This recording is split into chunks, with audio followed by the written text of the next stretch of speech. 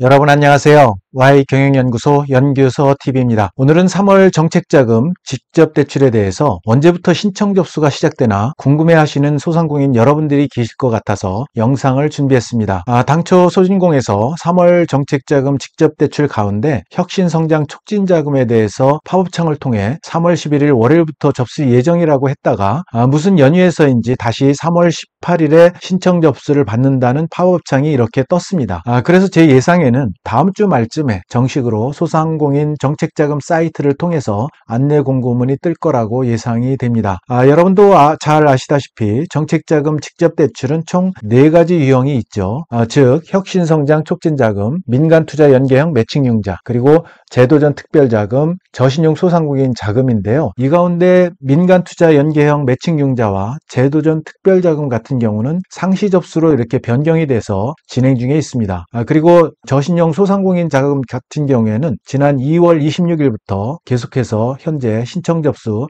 진행 중에 있습니다. 아직까지 신청 못하신 소상공인께서는 지금이라도 빨리 신청하셨으면 좋겠습니다. 그래서 오늘은 직접대출 정책자금 가운데 혁신성장 촉진자금에 대해서 말씀드리려 합니다. 전반적인 신청 대상이라든지 신청 방법, 대출금액, 금리 이런 것들은 지난번 올려드린 2월 정책자금 동영상을 통해서 여러분들이 참고하시면 좋겠고요. 다음 주 말쯤에 3월 정책자금 정식 공문이 뜨면 여러분들에게 바로 영상으로 다시 안내해 드리겠습니다. 아마도 신청 접수 기간만 2월에서 3월로 변경되었을 뿐 내용은 2월과 동일할 거라고 예상이 됩니다. 그래서 오늘은 제출 서류 가운데 여러분들에게 그동안 제대로 안내해 드리지 못했던 기업 현황과 사업계획 작성 요령에 대해서 양식을 여러분과 함께 보면서 설명드리도록 하겠습니다. 네, 그럼 여러분과 함께 기업 현황 및 사업계획 양식을 보면서 설명드리도록 하겠습니다.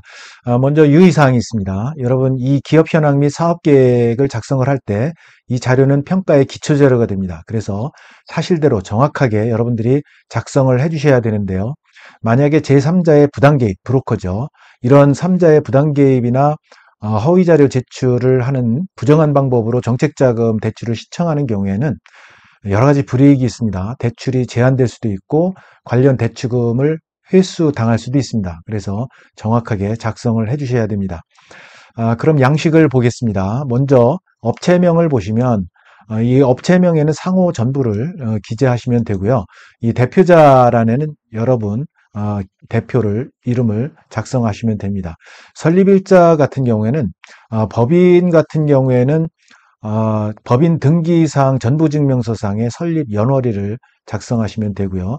개인기업 같은 경우에는 사업자 등록증상의 사업개시 연월일을 기재하시면 됩니다. 그리고 법인 같은 경우는 법인 등록번호를 이렇게 작성하시고요. 개인기업 같은 경우는 개인 대표자 주민등록번호를 이렇게 작성하시면 됩니다. 그리고 사업자 번호가 있는데요. 사업자 번호는 본사 사업장의 사업자 등록증상의 사업자 등록번호를 기재를 하시면 됩니다. 그리고 본사 주소가 있는데요. 본사 주소 같은 경우에 법인기업은 법인등기사항 전부증명서상의 본점 소재지를 작성하시면 되고, 그리고 개인기업 같은 경우는 사업자 등록증상의 사업장 소재지를 기재를 하시면 됩니다. 그리고 이메일 같은 경우는 이제 대표자 본인의 이메일을 이렇게 작성을 하시면 됩니다. 이어서 사업장을 보겠습니다. 사업장의 면적, 대지 면적과 건물 면적을 이렇게 작성하시고요. 소유 구분을 자가면 자가, 임차면 임차. 그래서 소유자는 누군지, 대표자 본인인지 이렇게 작성하시고요. 만약에 여러분들이 임차에 이렇게 체크를 하셨다면 임차 보증금 이거를 작성을 하셔야 됩니다. 보증금 얼마에 월세 얼마 요거를 작성을 하셔야 됩니다.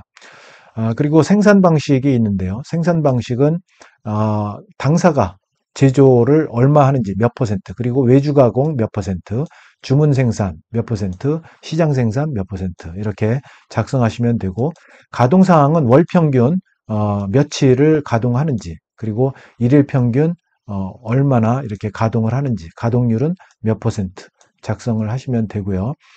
기계기구는 이제 종별로 이렇게 프레스 2대, 장부 가격, 결산이 끝난 다음에 감가상각을 공제한 이후에 장부 가격을 이렇게 작성을 하시면 되고, 언제 구입해서 설치했는지 그리고 소유자는 누구인지, 자가인지 이런 거를 작성하시면 됩니다.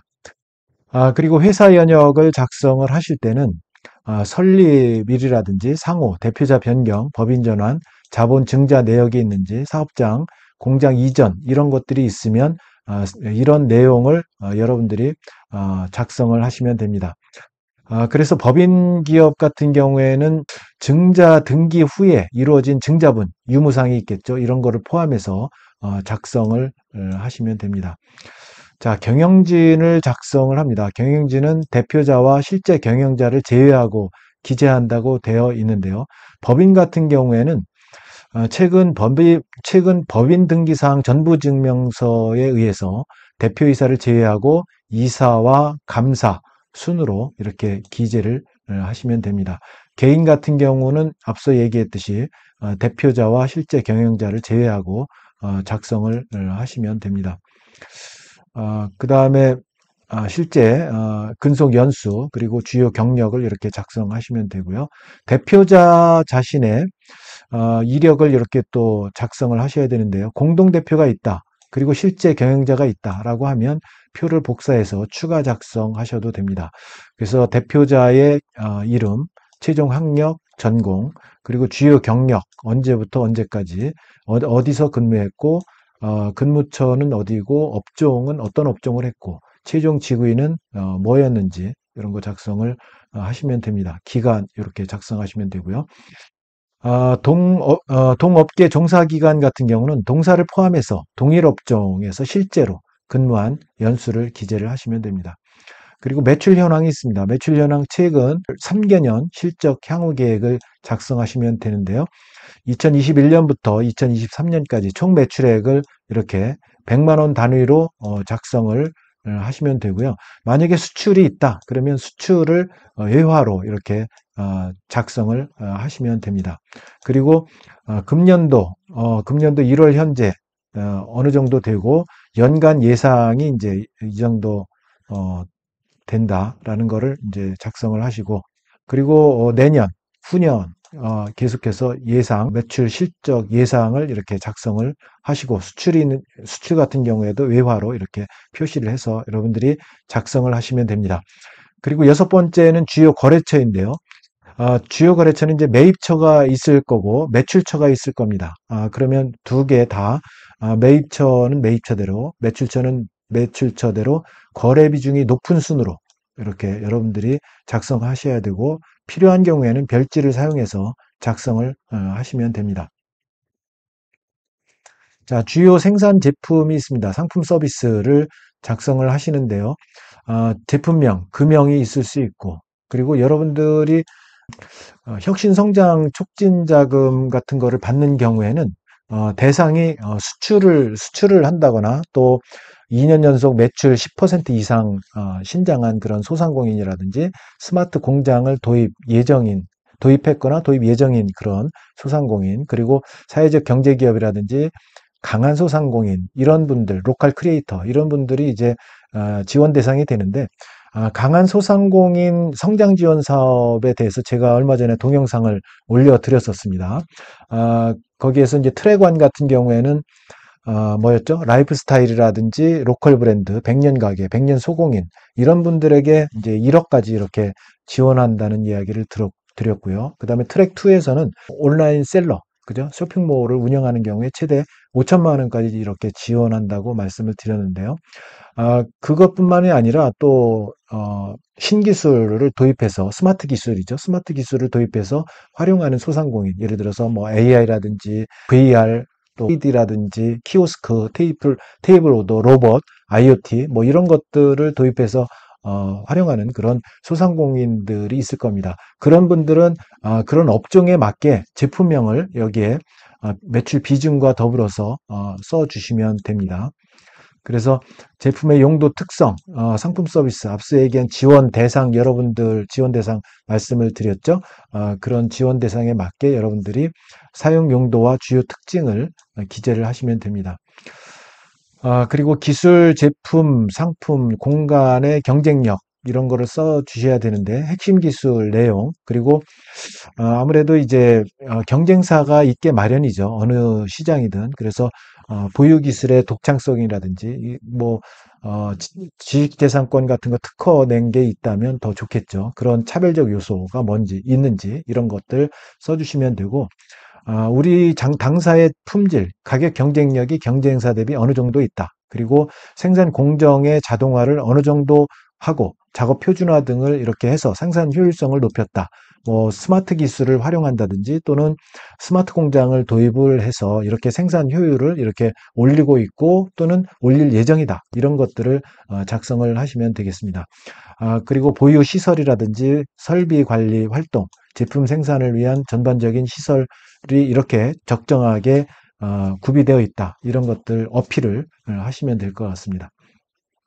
그리고 시장 상황에 대해서 말씀을 드리면 시장 상황은 시장의 규모, 우리 당사가 갖고 있는 제품 서비스의 시장 규모가 전체 토탈 어베이러블한 마켓은 어느 정도 되고 서비스 어베이러블한 마켓은 어느 정도 되고 실제 내가 타겟 고객으로 하고 있는 서비스 오브테이너블 마켓은 어느 정도 되는지 그리고 그 시장 동향은 어떻게 흘러가고 있는지 그런 거를 써주시면 되고 또 대체제가 있을 겁니다. 유사제품 출현 가능성 이런 대체제가 있으면 이 대체제에 의해서 내 제품 서비스가 흡수될 수도 있잖아요. 그런 출현 가능성이 어느 정도 되고 출현한다 하더라도 내가 어느 정도 커버가 가능하다 이런 것들을 써주시면 되고요. 그리고 경기 변동에 따라서 민감성이 어느 정도 되는지 내 제품 서비스가 어느 정도 시장에 민감하게 반응해서 매출이 줄어들 수도 있고 또 오히려 위기가 기회가 돼서 이렇게 성장할 수도 있겠죠. 이런 것들에 대한 경기 변동에 따른 시장 변동성을 작성해 주시면 되고요. 또 당사가 속해 있는 시장에서의 주력 제품이 지속적인 수요층 확보를 이렇게 할 수 있다. 수요층 확보. 그래서 이거는 CRM에 관련된 내용인데요. 그래서 커스터머 릴레이션십 매니지먼트 관련해서 여러분들이 지속적으로 고객을 어떤 방법으로 유치할 건지, 그리고 유치한 고객을 어떤 방법으로 유지가 될 거고, 그리고 더 고객을 확장해 나갈 것인지 이런 부분들을 서술해 주시면 좋을 것 같습니다. 그 다음에 마지막으로 생산 및 판매 계획이 있습니다. 이 란을 작성할 때는 제품 단위별 제조업체 같은 경우는 제품 단위별 생산과 시설 관리를 어떻게 할지 그리고 여러 가지 판매라든지 쇼핑몰을 운영한다든지 뭐 이런 뭐 백년 가게라든지 백년 소공인이라든지 이런 분들 같은 경우에는 이런 제품 단위별로 판매를 어떻게 할지에 대한 홍보 방법, 마케팅 방법이 되겠죠. 그래서 채널을 어떻게 운영하느냐의 방법인데요. 고객이 스스로 찾아오게 할 수 있는 인바운드 채널을 어떻게 구축을 할 건지 라든지 예를 들어서 팝업 스토어를 이렇게 운영한다든지 오프라인으로 또는 온라인 팝업 스토어도 운영할 수가 있죠. 그리고 SNS를 활용해서 고객이 인바운드로 이렇게 끌어들일 수 있는 방법 그리고 아웃바운드로 내가 고객에게 어필할 수도 있겠죠. 또 문자를 보낸다든지 여러 가지 이메일을 통해서 아웃바운드로 이렇게 채널을 운영해서 고객에게 정보를 전달하는 방법이 있을 겁니다. 그런 홍보 방법을 여러분들이 또 서술을 해주시면 될 것 같습니다. 온라인과 오프라인으로 나눠서 하고 온라인 같은 경우는 인바운드 채널, 아웃바운드 채널 이런 것들 이런 거로 여러분들이 서술을 해주시면 될 것 같습니다.